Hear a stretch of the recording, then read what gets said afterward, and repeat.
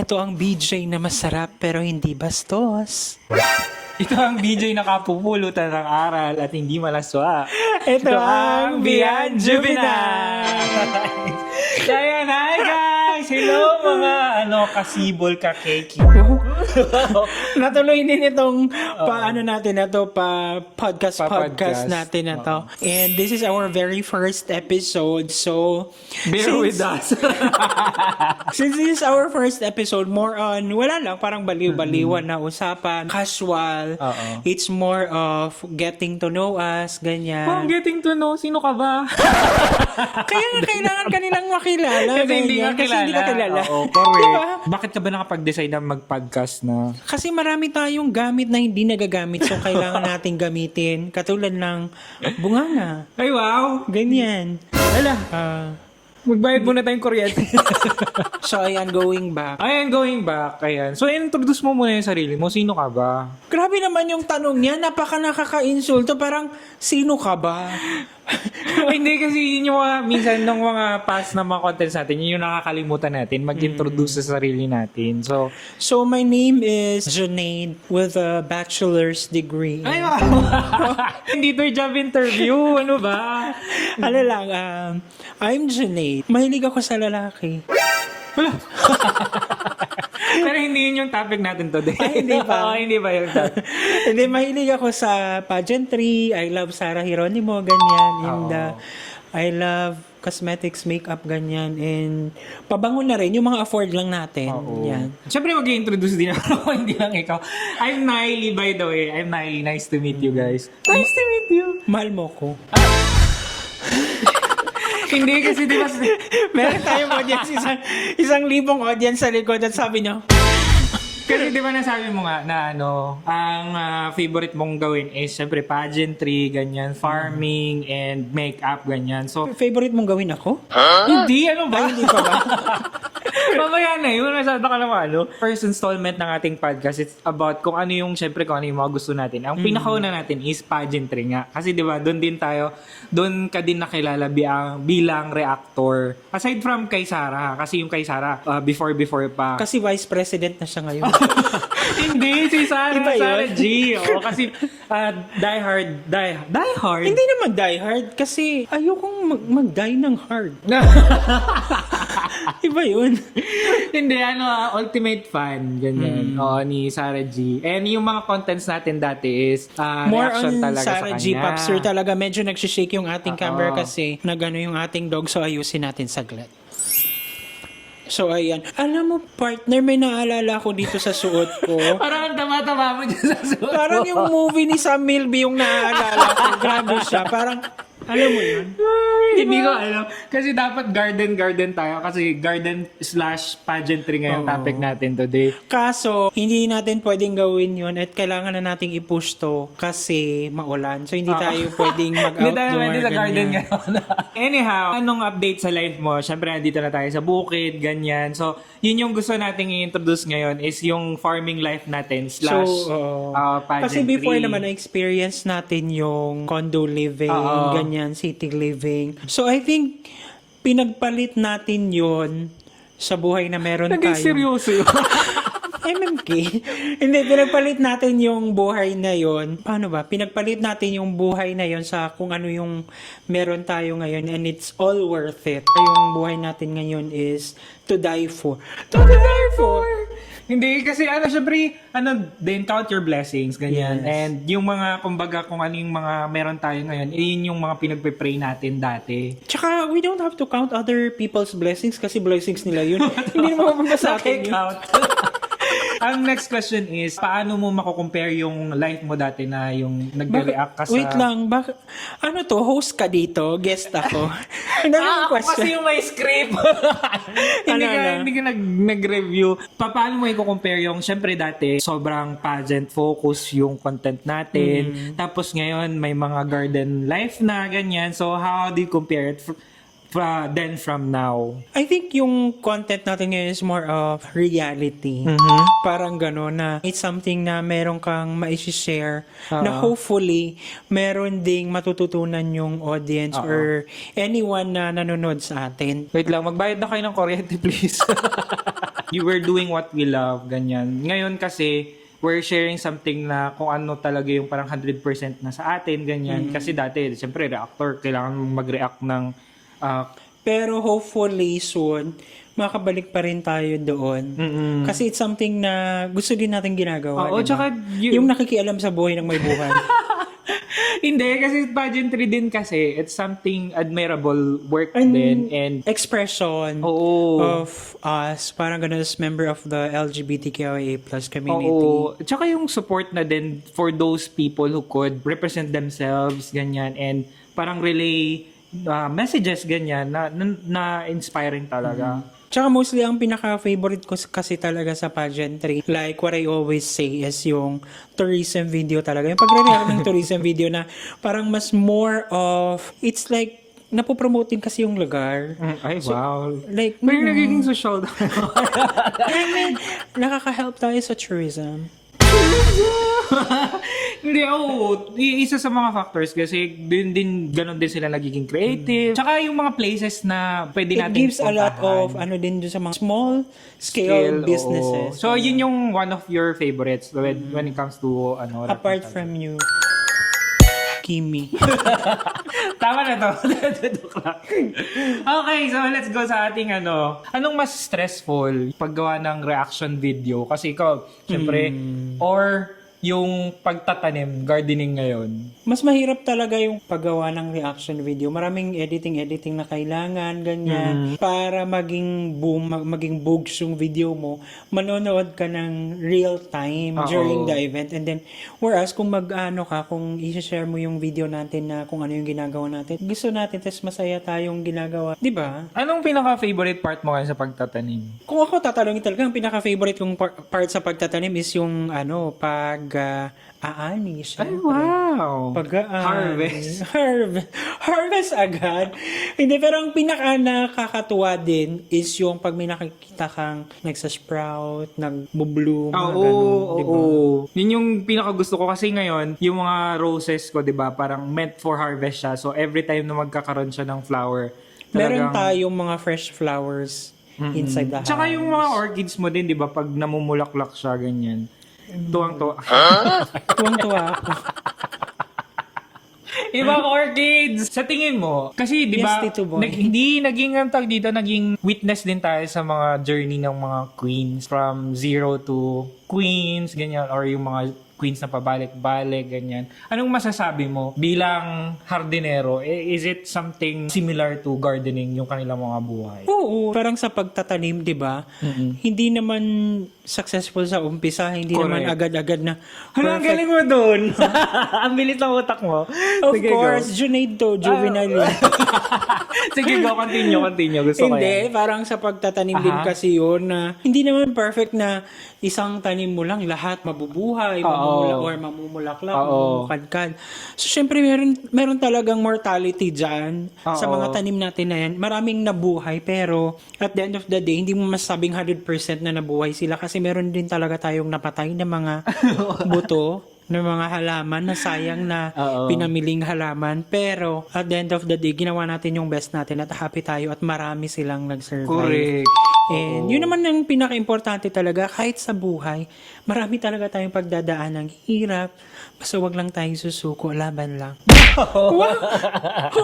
Oo, tama. Sa'yo tama. naman. Kasi kailangan mo ng fertilizer, ng time, ng tubig. Ang pinaka-importante talaga is yung Diba? time. Oo. Kasi kahit na meron kang fertilizer, meron kang pera, pero wala kang time for that specific ako personally I have a calendar sa mga orchids na ina-apply ko na rin sa iba na nandun yung 2020 balance na fertilizer.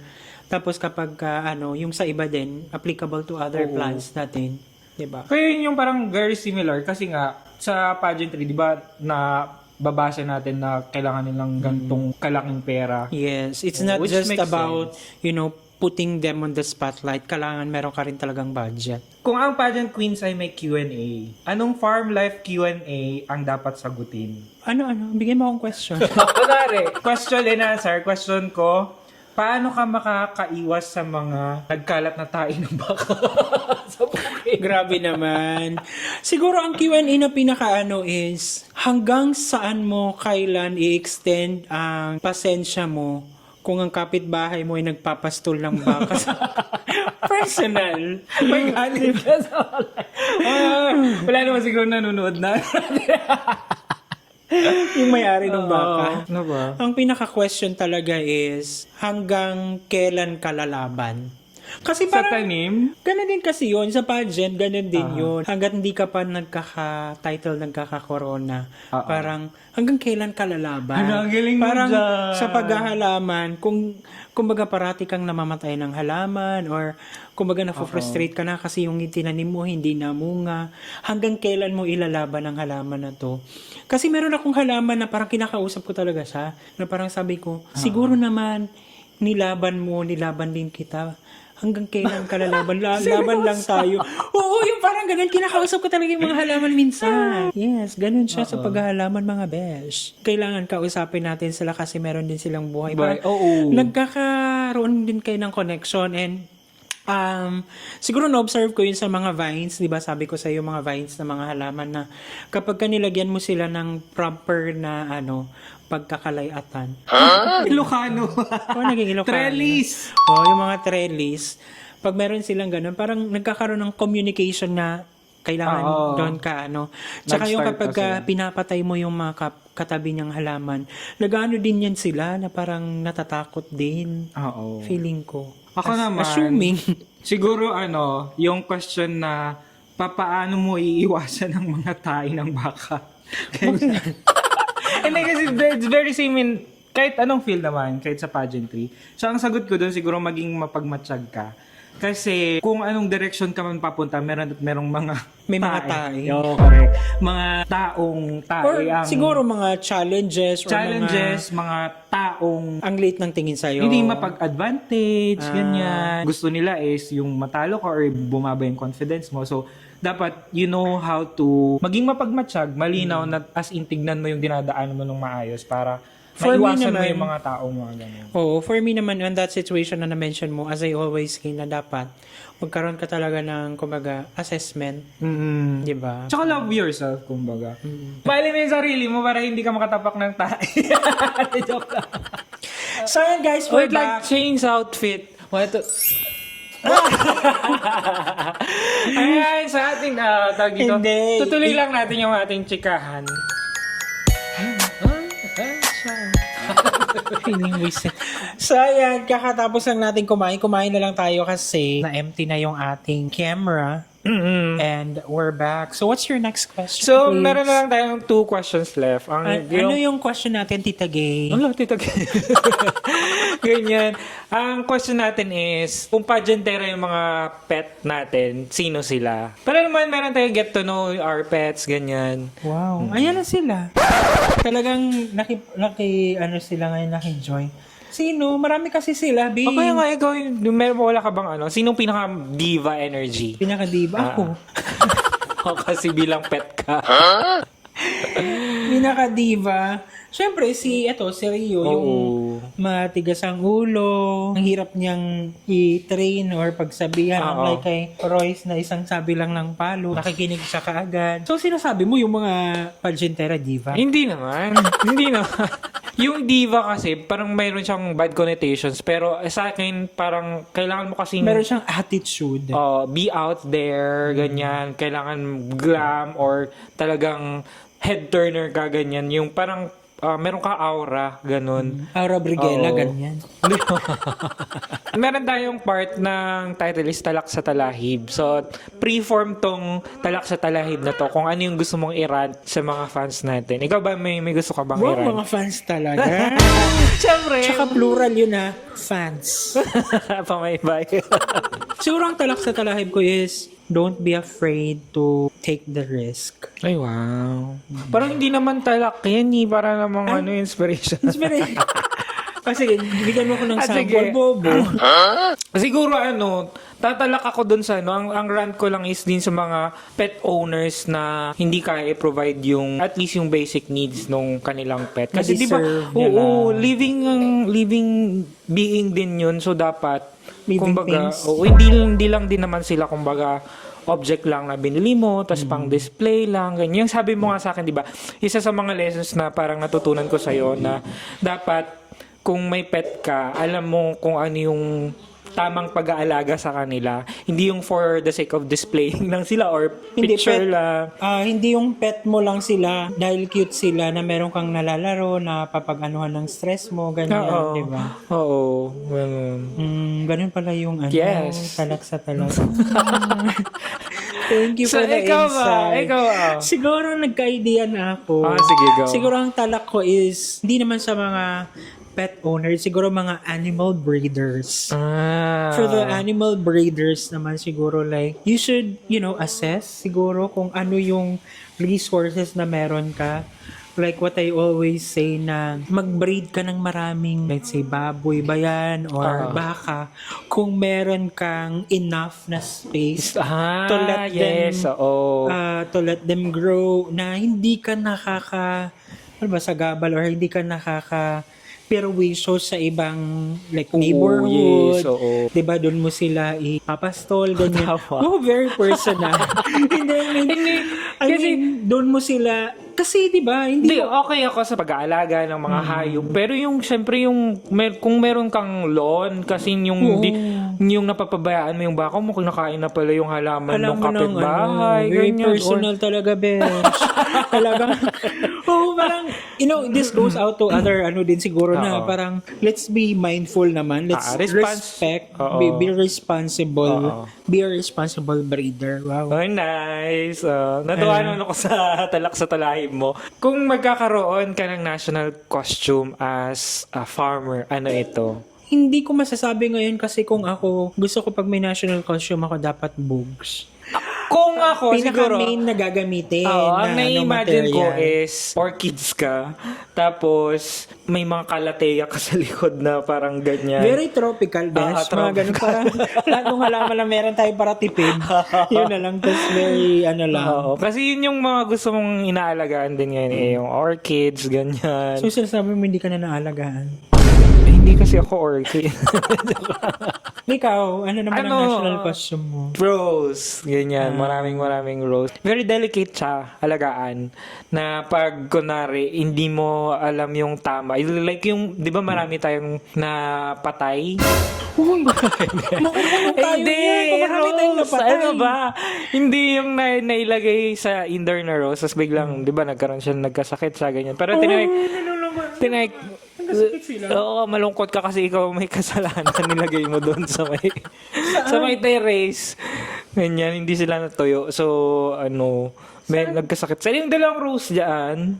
Yung dati, yung pinakauna. Yung pinakauna. So, yun parang learning Pero, pag naalagaan mo siya ng maayos, parang sobrang, alam mo yun, masipag siyang mamulaklak. Kasi sobrang delicate ng flowers niya. Tsaka nakaka-happy kapag nakakita mo na parang umusbong lang yung kanyang flower buds. Yes. Since this is our first episode, meron na tayo agad bisita.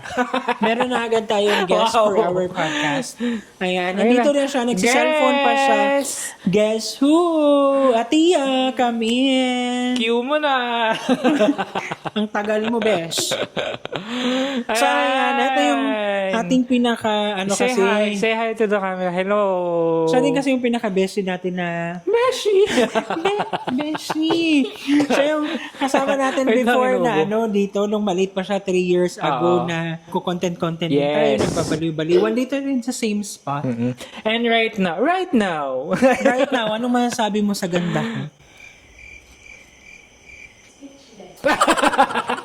So, siya yung tatanungin natin ng mga questions for them to know us more. Kasi hindi naman talaga siya magsisinungaling kasi bata hindi nagsisinungaling. Talaga ba? So, ayun na, Besh. Ang unang tanong, for example, may nakilala ka dyan sa labas, tapos hindi nila kilala si Tito Nile.